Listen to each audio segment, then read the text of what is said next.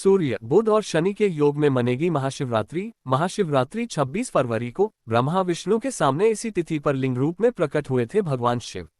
शिव पूजा का महापर्व महाशिवरात्रि 26 फरवरी को मनाया जाएगा।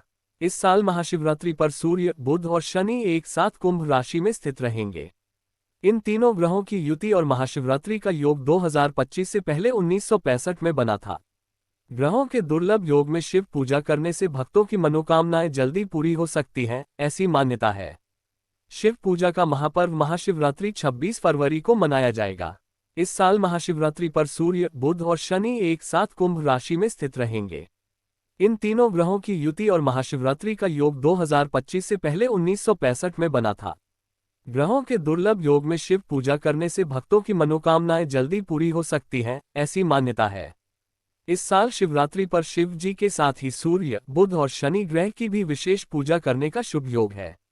इस योग में की गई पूजा पाठ से कुंडली से जुड़े ग्रह दोष भी शांत हो सकते हैं।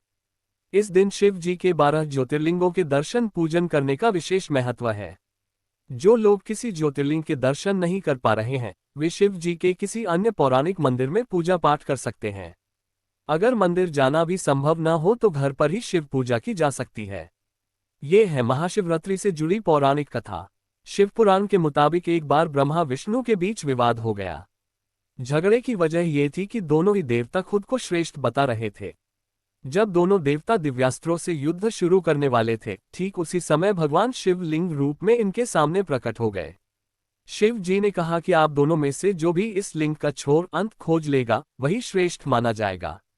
ये बात सुनकर एक छोर की ओर ब्रह्मा जी और दूसरे छोर की ओर विष्णु जी चल दिए। बहुत समय तक ब्रह्मा विष्णु अपने अपने छोर की ओर आगे बढ़ते रहे, लेकिन उन्हें लिंग का अंत नहीं मिला। उस समय ब्रह्मा जी खुद को श्रेष्ठ घोषित करने के लिए एक योजना बनाई।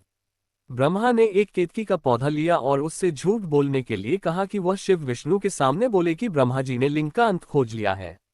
ब्रह्मा केतकी के पौधे को लेकर शिव जी के पास पहुंचे। विष्णु जी भी वहां आ गए और उन्होंने कहा कि मैं इस लिंग का अंत नहीं खोज सका।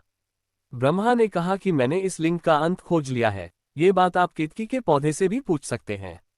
केतकी ने भी भगवान के सामने झूठ बोल दिया। ब्रह्मा जी का झूठ सुनते ही शिव जी क्रोधित हो गए।